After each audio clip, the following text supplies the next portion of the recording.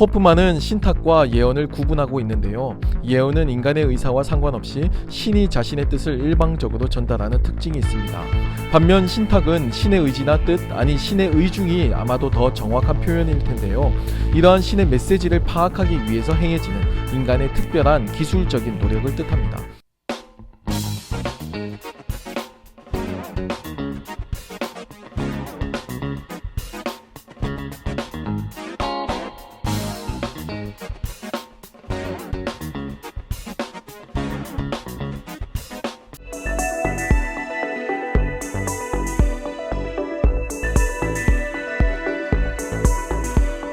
신의 뜻이 인간에게 전해지는 것을 신탁이라고 부르며 이는 거의 모든 인류의 역사에서 발견되는 종교적인 특성이기도 합니다. 예언자나 영매에 의해 전달되는 신탁도 있고 또 자연 현상을 해석하거나 물질적인 도구를 통해 미래를 예측하는 행위도 있죠.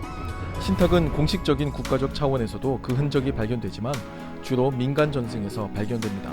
오늘은 고대 근동 지역의 신탁 행위와 그 종류에 대해서 특히 성경에서 나타나는 신탁의 사례들을 살펴보고자 합니다. 고대 근동 지역에서 신탁 행위는 보편적인 종교 현상이었습니다.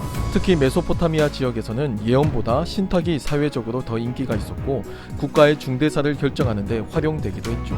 먼저 신탁이 무엇인지를 살펴봐야 할 것 같은데요. 신이나 초월적인 존재의 뜻이나 의지를 파악하기 위해 행해지는 인간의 특별한 행위를 의미합니다.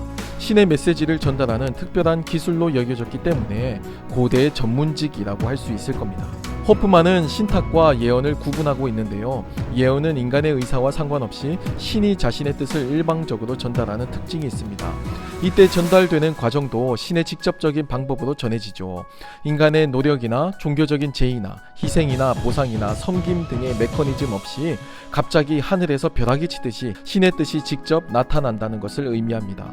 반면 신탁은 신의 의지나 뜻, 아니 신의 의중이 아마도 더 정확한 표현일 텐데요. 이러한 신의 메시지를 파악하기 위해서 행해지는 인간의 특별한 기술적인 노력을 뜻합니다. 굳이 알려지지 않았을 신의 메시지는 전문적인 인간의 기술을 통해서 드러나게 되죠. 쉽게 말해서 종교적 전문가의 도움이 필요한 경우가 신탁인 셈이고 일반인들 누구나 신의 메시지를 알 수 있는 경우가 예언인 셈입니다.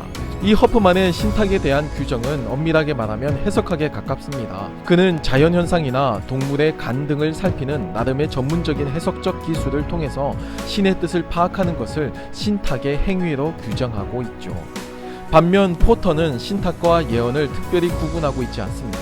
예를 들어 구약 성경의 아모스는 선견자이면서도 동시에 예언자로 불리거든요. 또 아모스 8장을 보면 하나님께서 아모스 선지자에게 여름 과일 광주리를 보여주시는 장면이 나옵니다. 하나님께서는 아모스 선지자에게 무엇을 보고 있느냐고 물으시면서 여름 과일 광주리를 보여주시고 또 이와 같이 과일이 익으면 떨어지듯이 이스라엘도 멸망할 날이 머지 않았다는 신탁을 전달하고 계시죠. 포터에 따르면 아모스가 본 환상은 자연현상을 관찰하면서 신의 뜻을 해석하는 신탁 행위와 일치합니다. 그리고 이러한 신탁은 일반 백성이든 사회 지도층이든 의뢰에 따른 해석이었다고 보고 있죠. 그러니까 포터는 구약의 선지자들에게서 신탁과 예언의 행위를 모두 발견할 수 있다고 봅니다. 그러니까 굳이 신탁과 예언을 구분할 필요가 없었다는 거예요. 하지만 신탁과 예언이 단순히 신의 뜻을 일방적으로 전달하는 과정만 표현한 것은 아닌데요. 신탁을 행하는 특별한 기술을 가진 전문가는 신의 메시지를 전달하는 매개체도 되지만 의뢰인의 뜻을 반대로 신에게 전하는 주술도 겸했다고 합니다. 그러니까 신탁 행위는 신의 뜻을 해석하는 기술임과 동시에 의뢰인의 간구를 반대로 거꾸로 신에게 전달하기도 했다는 겁니다. 가드는 고대 바벨론에서 이러한 흔적을 많이 발견하고 있는데요. 그는 신탁 행위자와 주술사를 기능상으로 구분하고 이들이 상호 보완적인 관계를 맺고 있었다고 주장합니다. 그리고 일반인들은 신탁 행위자보다 주술사를 더 선호했다고 하는데요. 그 이유는 일반인의 입장에서 신탁 행위자가 해석하고 전달한 신의 메시지는 그다지 달갑지 않은 것도 있을 수 있잖아요. 그런데 주술사는 주술적 행위를 통해서 의뢰인의 요구를 거꾸로 신에게 전달해서 신의 의지를 바꿀 수도 있다고 믿었다는 겁니다. 그러니까 일반인들의 입장에서는 신탁 행위자보다 주술사가 한 수 위로 여겨졌겠죠. 신의 뜻과 신의 의지를 인간의 뜻과 인간의 의지로 관철시키고 바꿀 수 있다고 믿었으니까 훨씬 더 선호했다는 거예요. 비에티에 따르면 신탁 행위나 주술 행위는 모두가 다 제2의 한 요소들입니다.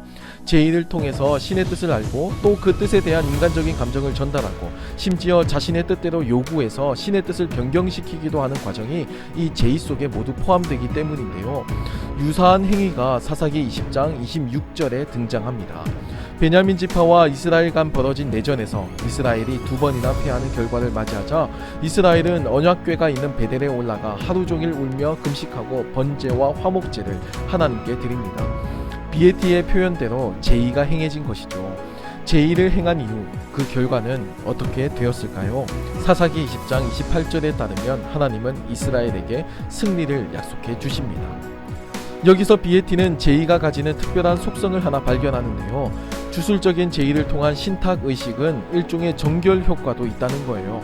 신에게 인간의 뜻을 전달하며 요청할 때 자기의 죄를 회개하고 신의 뜻을 바르게 듣겠다는 행동을 하게 되는데 이것이 정결 효과입니다. 이 정결 효과는 제2에 있어서 매우 중요한데요. 제2의 결과가 제2를 집례하는 사람에게 달린 것이 아니고 오로지 신에 의해서 결정된다는 것이 증명되는 순간이기 때문입니다. 신의 뜻을 묻고 또 그에 대한 인간의 반응을 전달하여 신의 뜻을 바꾸게 하는 메커니즘의 핵심에는 정결 효과가 있는 셈이죠. 타 종교의 신존재와 달리 기독교에서의 하나님은 인격적인 특성을 가지고 있습니다.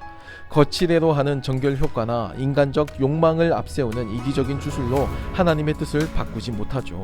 신탁과 예언, 주술을 잘 해내는 특별한 기술을 가진 전문가의 존재도 필요하지 않습니다.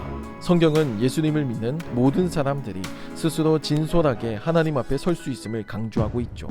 삶이 담긴 진실한 고백만이 하나님께 올바로 서는 행위입니다.